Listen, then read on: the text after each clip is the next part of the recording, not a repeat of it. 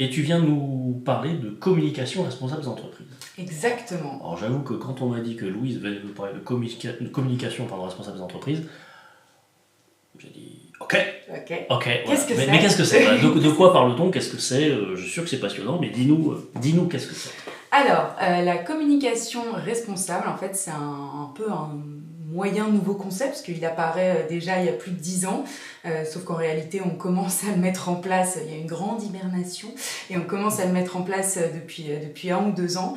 En fait, c'est l'idée d'appliquer les principes de la RSE à la communication. C'est comment on change nos manières de communiquer pour être en cohérence avec la RSE. Donc ça va aller vraiment de la production, très concrètement par exemple faire le bilan carbone de sa campagne de com, mais à des concepts beaucoup plus larges sur par exemple comment on crée grâce à la communication et notamment à la publicité des nouveaux imaginaires qui vont être plus cohérents avec par exemple la transition écologique. D'accord, donc c'est à la fois dans le contenu et le contenant. Exactement, c'est partout et dans tous les métiers de la com, que ce soit les relations presse, la vidéo, l'événementiel, enfin voilà, on rentre vraiment dans le détail et on va chercher un peu toutes les pratiques pour les améliorer. Ce programme. Oui, c'est large. Et alors comment ? Alors tu disais que c'est une idée qui est apparue depuis une dizaine d'années, enfin un concept en tout cas, qui est apparu depuis une dizaine d'années. Est-ce que tu peux nous en dire plus là-dessus ? Alors en 2012, il y a une norme internationale de RSE, ça va être très technique, qui s'appelle la norme ISO 26000, qui sort et donc qui est articulée autour de 7 grandes questions centrales avec l'idée qu'il faut consulter les parties prenantes, voilà, comment mettre la RSE dans son entreprise.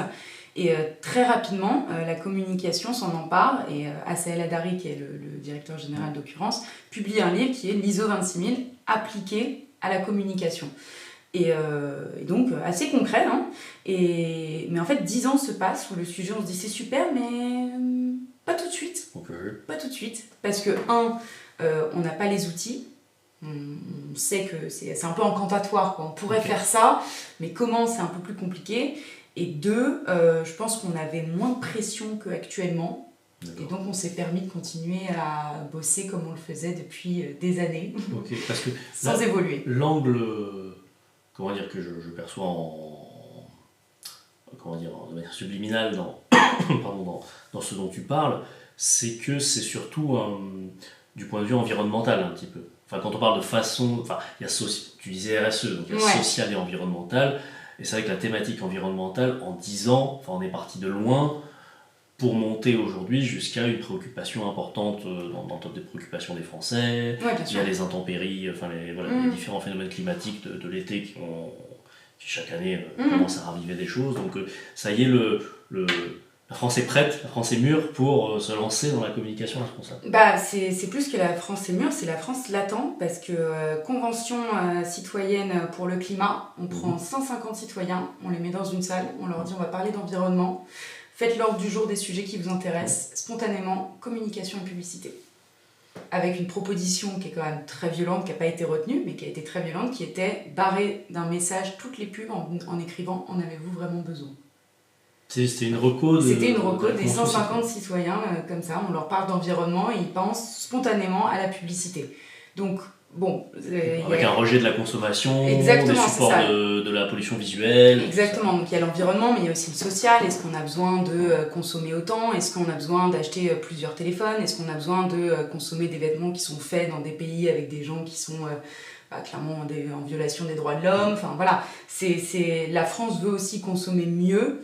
Et donc, la publicité est pour eux, en fait, le premier point, c'est avant même la production. Enfin, c'est assez marrant parce que, par exemple, WWF fait un rapport qu'aucun lobbyiste publicitaire oserait faire. Ils disent, quand on est en France, qu'on regarde la télé, par jour, on va avoir 90 minutes, si on regarde toutes les chaînes cumulées, de pubs pour des SUV. Et WWF dit, donc, les SUV sont les premiers en vente. Ils arrivent à le prouver. Ils font un lien de causalité, en tout cas en disant que comme il y a autant de pubs, c'est pour ça qu'ils sont en premier des ventes.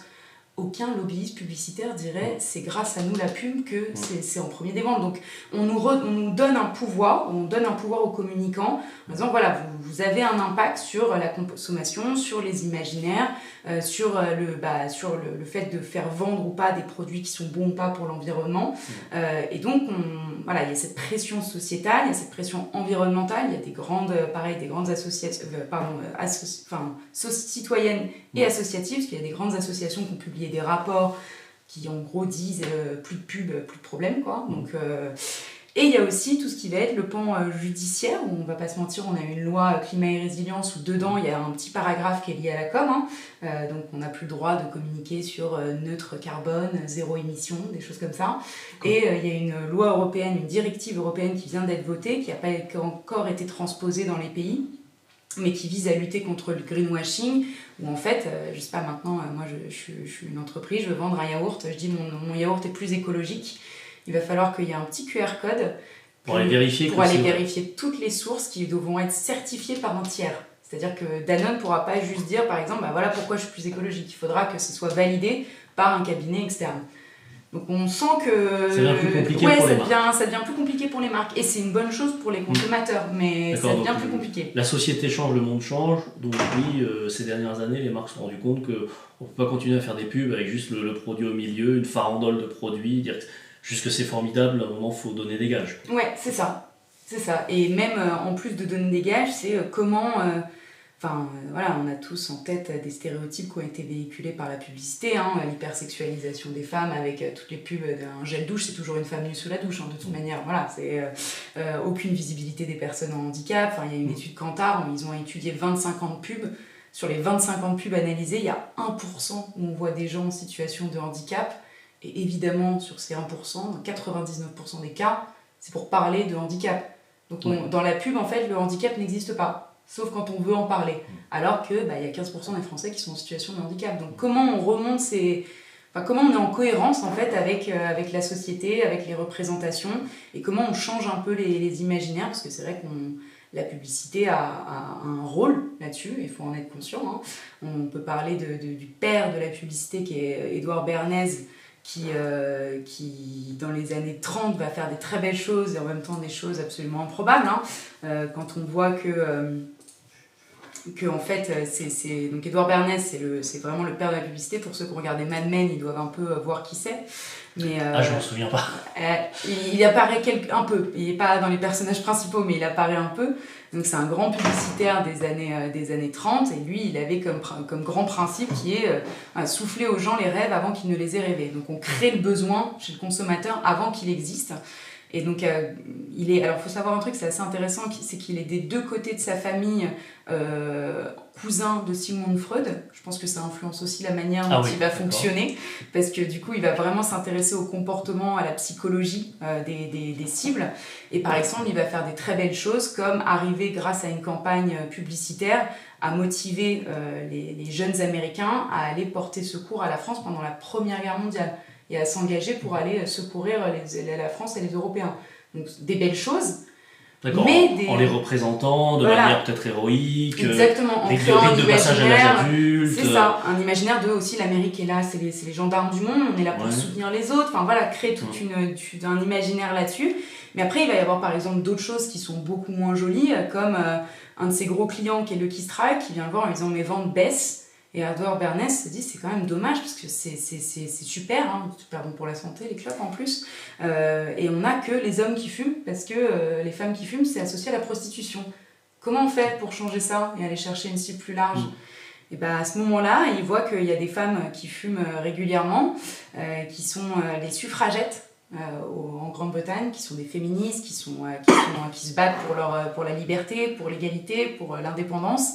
Et il se dit mais est-ce que j'utiliserais pas tout le budget de Lucky Strike pour sponsoriser les suffragettes en fait. D'accord, et donc tu nous as préparé un visuel, c'est ça. Et mettre en avant en fait ces femmes, ces suffragettes avec des clopes, pour que dans un imaginaire, la femme qui veut s'émanciper, la femme qui se pense féministe, se dise qu'elle doit fumer. La femme forte, c'est la femme qui fume. La femme forte, c'est la femme qui fume. La femme féministe, c'est la femme qui fume. Et en fait, on voit que depuis la montée du féminisme dans les pays européens, la consommation des cigarettes chez les femmes a largement augmenté. Et c'est en lien avec cette stratégie de communication. Ah ouais, c'est fou, parce qu'on aurait pu se dire, avec la montée des féminismes, en gros, les femmes font plus la même chose que les hommes. Donc si c'est les hommes qui fument, la pratique s'égalise. Mais non, c'est pas juste naturellement comme ça que ça s'est fait. Ça a été poussé par notre Edouard Bernays qui a fait toute une stratégie d'influence en fait, alors qu'à l'époque, la publicité, c'était plus la réclame. Oui, c'est regardez mon beau produit. C'est ça. Et donc, il va rendre ça glamour et engageant. On peut voir sur la photo d'après, il y a une photo très célèbre qui s'appelle Les Torches de la Liberté, où il est allé chercher une actrice des années 30. Il lui met une clope dans la bouche, il fait une photo très glamour et il le fait passer comme ça dans tous les médias en disant voilà, la femme de demain, c'est elle. Et elle fume. Et si vous voulez être la femme de demain, il faut vous mettre à fumer, quoi. Donc on voit que la publicité et l'imaginaire a un vrai impact sur la société et ça transforme. Et si on peut... Mais est-ce que, selon toi, le fond aussi va changer? Ou doit changer? Il y a la forme, évidemment, on ne peut plus distribuer des prospectus comme ça à l'arrache. Enfin, voilà, les gens en avaient marre de se faire spammer, en gros, déjà de base, dans leur boîte aux lettres. Là, maintenant, ils ont la raison, l'excuse, on utilise le mot qu'on veut pour dire en plus, ah non, ça craint au niveau environnemental, donc j'en veux encore moins. Voilà, ça c'est la forme, mais est-ce que dans ces imaginaires que tu décris, voilà, est-ce qu'après avoir vendu que la cigarette c'est super, ça rend libre, que le porc c'est super, ça donne la forme, voilà, est-ce qu'il y a un âge pour la com vertueuse, enfin la com pour changer la société dans le bon sens, entre guillemets? Je pense, après, ça va pas arriver demain parce que c'est compliqué, c'est pas forcément facile. Et par exemple, la com, c'est quand même... en tout cas, par exemple, la publicité, l'objectif, c'est de vendre un produit quand même. Donc, si le produit est responsable, c'est beaucoup plus facile de changer l'imaginaire. Oui, mais vendre des clopes ou des armes, c'est plus compliqué. Voilà, c'est ça. Et par exemple, Renault, ils ont fait une publicité là qui divise un peu le monde des communicants parce qu'ils font une pub pour une voiture hybride. On la voit pas. Enfin, en gros, le message, c'est à chaque fois, ils arrivent, ils se disent qu'ils vont la prendre, mais finalement, ils la prennent pas. Et à la fin, ils disent voilà, c'est bien d'avoir une voiture, c'est bien aussi de pas l'utiliser tout le temps. Donc on n'est pas du tout sur l'homme seul dans le désert voilà, qui se fait kiffer avec sa bagnole. C'est plus une... C'est vraiment en mode on va prendre le vélo, ou alors même s'il pleut, on va marcher. Mais il y a des critiques, parce qu'en fait on essaie toujours quand même de te vendre une bagnole. Ouais, mais du coup le message, il est peut-être un coup en plusieurs bandes. C'est-à-dire, c'est plus Renault qui te montre une voiture en disant regarde elle est super, achète-la. C'est Renault qui te dit nous on est des gens cool. On est des gens bien, donc viens chez nous. Ouais. Finalement, c'est ça. Oui, c'est ça. C'est à peu près ça. On te fait une voiture hybride donc, qui est meilleure pour l'environnement et on te rappelle qu'il ne faut pas l'utiliser tout le temps. Donc on est des gens bien. Même si on construit des bagnoles, on est des gens bien. C'est fou ça, parce que ça me fait penser à ce... Alors je ne saurais pas forcément le dater précisément, mais ce courant de publicité où, voilà, à l'ancienne 20e siècle, c'était le produit au milieu, le bon produit est super de la réclame, comme tu appelais ça, voire tu mets, pardon du terme, mais une potiche à côté, c'est l'utilisation qui était faite de la femme à côté.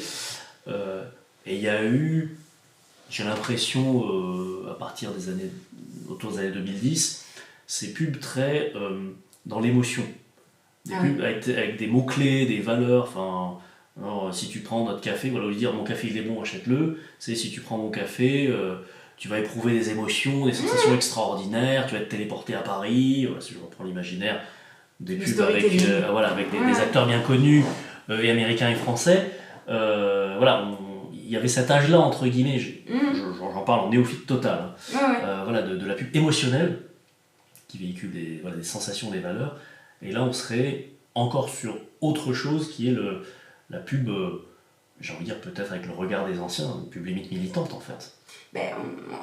Alors militante, en France on a peu d'entreprises qui sont vraiment militantes, mais engagées, mais ce serait un peu ça, ce serait un storytelling plus engagé. C'est-à-dire, il y a dans les pubs dont tu parles avec cette émotion, tu vois par exemple les pubs Bouygues avec les copains d'enfance qui se retrouvent, on a tous des pubs comme ça avec la petite larme à l'œil à la fin, la petite musique de Ludovico Einaudi qui te fait un peu chialer.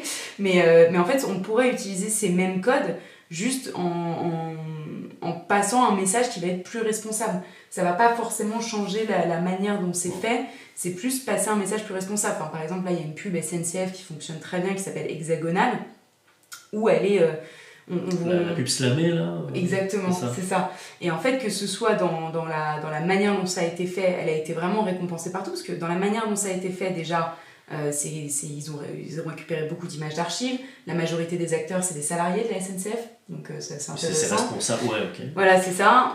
Ils ont fait le bilan carbone, ils n'ont pas fait rouler de train pour la prise de vue, c'est grâce à des effets visuels pour limiter le carbone. Mais par exemple, ils voulaient représenter des diversités, donc il y a juste un passage de 4 secondes où on voit des drag queens, ils sont allés consulter des associations LGBTQIA+, pour savoir s'ils étaient OK avec cette représentation. Ils ont mis en avant, par exemple, à un moment on voit un visage de femme, en fait c'est Simone, c'est la voix de la SNCF que tout le monde connaît, donc c'est assez marrant dans la manière dont ça a été fait, et même dans le slam, il y a des mots qui sont, mais quand on se dit que ça a été validé par le PDG, c'est hallucinant, on n'est pas retardataire, mais on est parfois en retard. Faire valider ça par le COMEX de la SNCF, on n'est pas carré, on est hexagonal dans une boîte d'ingénieurs, pas carré. Ouais. On sent qu'il y a une mouvance qui a plus de sincérité, plus d'honnêteté, une valorisation de vraiment des diversités. À un moment, on voit une personne en situation de handicap cognitif, c'est très rare dans la publicité, sauf quand on veut en parler spécifiquement. Oui, à part les campagnes du Café Joyeux, grosso modo. Voilà, exactement, mais parce qu'on parle de handicap, voilà. Et, ou alors, par exemple, on voit un moment des supporters, et un des supporters est en fauteuil roulant. Mais c'est montré qu'en fait... C'est normal. Voilà, c'est normal, il y en a dans la vie, quoi, donc il faut les représenter aussi. Et en tout cas, cette pub, j'invite le chat à aller la regarder, elle est vraiment bien, et on est pareil, moi je sais que quand j'entends avec les paroles, ça parle de la France, ça parle des valeurs de la France, de la tradition, moi je la trouve assez... il y a de l'émotion, quoi. On a avec ce slam, avec ces images, on est un peu touché, et en même temps on diffuse tout un imaginaire différent, on diffuse vraiment des messages responsables, déjà le train, et surtout on a un regard de l'entreprise sur elle-même qui est différent. Admettre ses erreurs, admettre qu'on n'est pas parfait, c'est rare en communication, et c'est rare pour une entreprise de le faire. Donc, du coup, pour toi, cette campagne de pub-là, elle est... je peux dire parfaite, mais en tout cas emblématique de ce qu'est ou ce que devrait être la communication responsable des entreprises aujourd'hui. Ouais, c'est un bon exemple. C'est un concentré de... Ouais, c'est un concentré, que ce soit dans la méthodologie de création, dans la réalisation du spot, et dans les diversités, dans les comportements qui sont valorisés dedans. On est sur, pour nous, une très bonne pratique en com responsable et un exemple qu'on peut prendre. Et en plus, c'est une grande entreprise publique. Exactement. Ouais, c'est ça. Et en plus, en termes de budget, on n'est pas... Parce qu'à chaque fois, quand on entend le frein de « oui, mais plus responsable, c'est plus cher ». Bah non, des images d'archives, c'est pas plus cher. Des salariés, plutôt que des acteurs, c'est moins cher. En fait, au final, non. Donc ça peut aussi fermer à des débats en interne qu'il peut y avoir sur les communicants. Donc il y a moyen... En gros, avec l'exemple que tu dis là, il y a moyen de faire de la com... Donc déjà, si je résume un peu, à grands traits... Aujourd'hui, la société est en attente de cette communication responsable, d'une. Deux, c'est un élément différenciant, déjà ne serait-ce que ça, donc forcément on marque des points de fait quand on fait un truc qui touche de cette manière-là. Alors ça peut aller jusqu'à...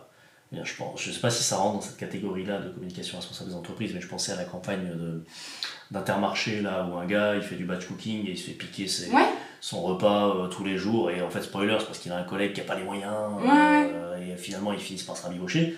Voilà, ça complètement. Parce que l'Intermarché il vend pas de produits quand il fait cette pub. Bah non, il vend pas de produits. Après il vend un sujet qui tient à cœur d'Intermarché, qui est le pouvoir d'achat. Et par exemple la grande distribution Leclerc Intermarché, on crée toute une narration autour du pouvoir d'achat, parce que justement eux c'est leur positionnement, et créent un nouvel imaginaire de redonner aux Français ce pouvoir d'achat qui n'ont plus, voilà. Mais c'est complètement aussi, ça pourrait rentrer dans une démarche de com responsable, parce que justement déjà on valorise la solidarité, le fait maison, la cuisine, on n'achète pas, c'est pas une pasta box qu'on met au micro-ondes dégueu, tu vois, donc il y a tout un... On n'a pas pasta box en client dans le grand pivot, je crois, on peut se le permettre. En tout cas, chez nous, on l'a pas, en l'occurrence, c'est sûr. Bon, désolé, sinon, on se... Non, mais bon, c'est une manière de... Voilà, on perçoit une autre... Enfin, tu vois, ta lunchbox que tu ramènes chez toi, c'est une manière de consommer de la bouffe plus responsable, et donc, en fait, voilà, il y a... Oui, dans ce qui montre, voilà, même, c'est vertueux. Ouais, c'est ça. Et avec des notions aussi humaines qui sont la solidarité, aider ceux qui sont en difficulté, que voilà, autour de nous il y a des gens il faut s'en rendre compte, qui ne mangent pas leur faim, qui n'ont pas les moyens. Enfin, c'est des valeurs aussi, et c'est une prise de conscience, et c'est montrer la société telle qu'elle est, quoi. C'est ça.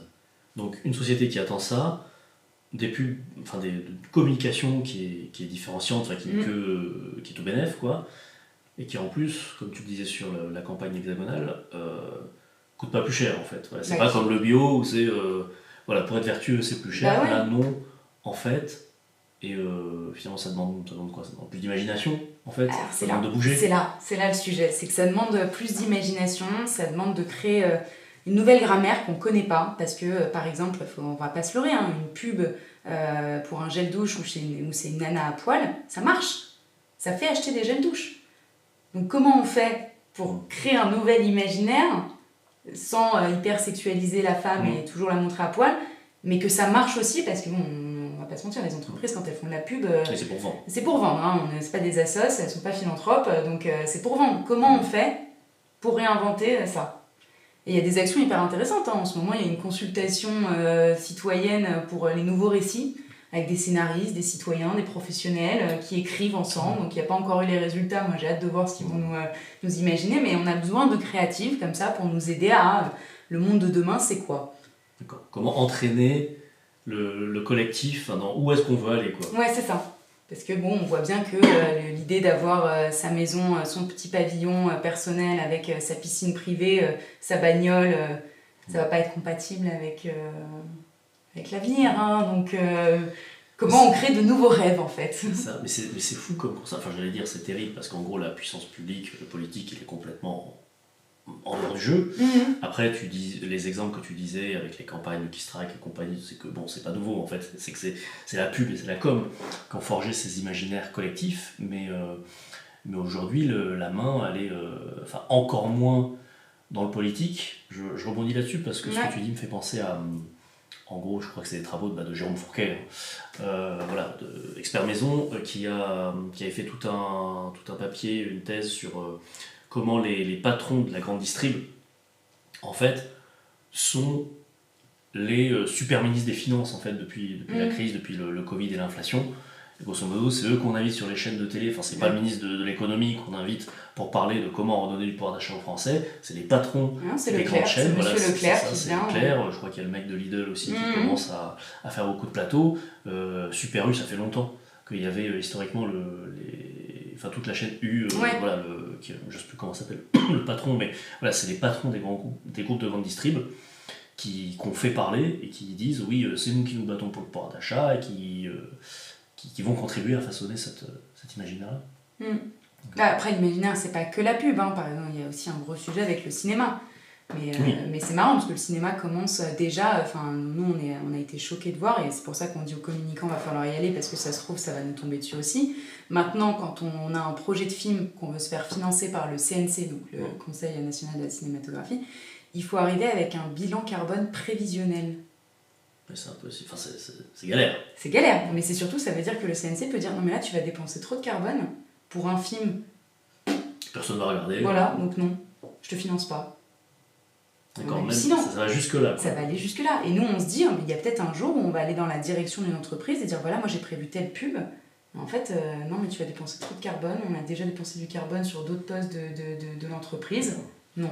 Une nouvelle monnaie, quoi. Ouais. Une monnaie alternative, des crédits. Enfin, on en des crédits, ouais, c'est ça, des crédits en fait, de conso de carbone, quoi. Donc, il faut commencer à se dire que la com, comme toutes les autres fonctions de l'entreprise, doit mesurer son impact sur l'environnement, doit regarder l'aspect social aussi, parce qu'on en a entendu parler, hein, des balance ton agency avec des relations toxiques dans les agences de com. Enfin, il y a des enjeux, hein, quand même. Le secteur, c'est plus 99 francs, hein, et on doit changer, on doit être plus responsable. Ça se fait, c'est déjà plus 99 francs, heureusement, mais... ça dépend où, hein. Voilà, il y en a certains, on a entendu parler, hein, on ne citera pas de nom, mais il y a encore ça, il y a des restes. Mais voilà, comment on change et comment on devient plus responsable en tant que secteur d'activité, et avec surtout un impact fort sur la société. On le voit avec Edouard Bernays, la pub, c'est pas anodin, c'est pas juste vendre des produits. 120 ans de pub après Edouard Bernays, ça a créé des imaginaires et des stéréotypes collectifs. Comment on fait pour les casser et en créer de nouveaux plus responsables? Et comment on fait? Est-ce que, avec l'aide d'occurrence? Ah alors, on fait des choses nous. On fait des formations déjà pour remettre à niveau, parce qu'en fait il y a tellement de choses dont on n'a pas conscience, il y a tellement d'outils maintenant qui ont été créés. Parce qu'en fait nous, quand on fait nos formations, il y a la partie un peu, on va dire méthodologique, ouverture des chakras le matin, et à la fin de la matinée, les communicants ils sont comme ça. Comment je vais faire? Il y a tellement de trucs, il y a 120 ans de taf à repenser comment on fait. Et l'après-midi, on leur dit, mais en fait, vous inquiétez pas, il y a plein d'outils. Et des outils hyper concrets, hyper pratiques. Donc on fait des formations. On aide les directions de com aussi à trouver sur quel chantier on s'engage. On en a parlé, tu vois, il y a bilan carbone, il y a diversité, il y a accessibilité, du langage, il y a plein de sujets. Comment on fait pour savoir quel est notre combat? Parce que pareil que dans la RSE, quand on est un énergéticien, par exemple, on va se concentrer plutôt sur tout ce qui va être consommation d'énergie, gestion des énergies. On va pas évident. Voilà, on va pas aller chercher le recyclage des gobelets à la cafétéria, quoi. Donc comment, pareil, la direction com se dit, voilà, mon entreprise c'est ça, nos produits c'est ça, quelles sont nos actions prioritaires qui vont être vraiment transformatives et qui vont être stratégiques. Et donc là, on fait des accompagnements, on peut faire juste aider à définir la stratégie. Et on peut faire pendant 1 an, tous les mois on se parle, on discute, je vous partage des outils, je fais de la veille de bonnes pratiques, on échange aussi, parce que c'est un sujet d'échange, c'est nouveau. Comment on fait pour embarquer tout le monde dans cette démarche-là? Encore une fois, il y a des jeunes qui sont hyper motivés, il y en a des convaincus, il y en a des réfractaires, il y en a qui se disent je vais arrêter de communiquer, je vais me barrer faire du yoga dans le Limousin. Enfin voilà, donc c'est... Et donc on accompagne, on fait vraiment beaucoup de conseils là-dessus, donc des formations et du conseil, que ce soit sur 1 an, il y a un groupe bancaire qu'on accompagne là pour la 2e année. Oui, il y a un accompagnement au long cours. Au long cours, parce que c'est comme la RSE, on ne va pas changer en 1 an, c'est impossible. Si on vraiment revoit en profondeur, c'est plus du 5 ans, 10 ans. Okay. Voilà, l'amélioration continue. Ok, il y a des révolutions culturelles à mener dans la com. Ouais. Et bon, ça a l'air compliqué, mais vous êtes là. C'est pas si compliqué que ça, mais avec un bon partenaire comme Occurrence, on peut y arriver beaucoup plus facilement. Parce qu'il y a des outils et il ne faut pas avoir peur, et ça prend du temps, mais voilà. Comme disait Mandela, je n'échoue jamais, j'apprends. Voilà. Donc on peut tenter et se casser la gueule et apprendre quand même, c'est pas grave. Très bien. Je n'échoue jamais, j'apprends. Bien envie qu'on conclue là-dessus. C'est parti. Merci beaucoup Louise. Bon bah voilà, communication responsable des entreprises. Moi je vous l'avais promis, moi j'ai trouvé ça très intéressant. Je vous avais promis que ce serait intéressant en n'y connaissant rien. On n'a pas eu cette discussion avant. Vraiment, voilà, à part les slides avec le mec de Lucky Strike dont je me souvenais même pas. Parce que c'est fou, tu vois, moi je me souviens je crois que le premier épisode de Mad Men, c'est la campagne Lucky Strike, mais pas pour les suffragettes, c'est pour dire le tabac il est roasted, enfin il est toasted, je sais plus, pour dire qu'en gros il sent bon ça sent bon. Il sent bon la bouffe et les bonnes herbes de nos champs américains, tu vois. Bon, c'est une digression totale. Ouais, pareil, encore une fois, un imaginaire, fumer une clope, c'est respecter son pays. Mais bon, mais si on veut voir un exemple d'imaginaire sous bocal, je recommande vraiment Mad Men pour le coup, puisque c'est assez... la série joue pas mal entre alors je spoil, mais entre je sais plus, l'épisode où le mec il fout une tarte à un gamin d'un de ses potes qui court, enfin parce qu'il court dans la maison et ça passe crème. Je crois qu'il y a un peu de blackface aussi. Oui, c'est une autre époque, on voit l'autre époque, mais c'est intéressant. Puis moi j'aime bien l'esthétique de la série aussi, elle est vintage, on se balade un peu dans le temps, même si on se rend compte que c'est notre époque, on n'a pas forcément envie d'y être. Pas forcément, mais voilà, le décalage en voyant l'ancienne époque, est-ce que ça peut nous aider à imaginer la prochaine époque? Ah bah là, faut pas hésiter, faut être rêveur.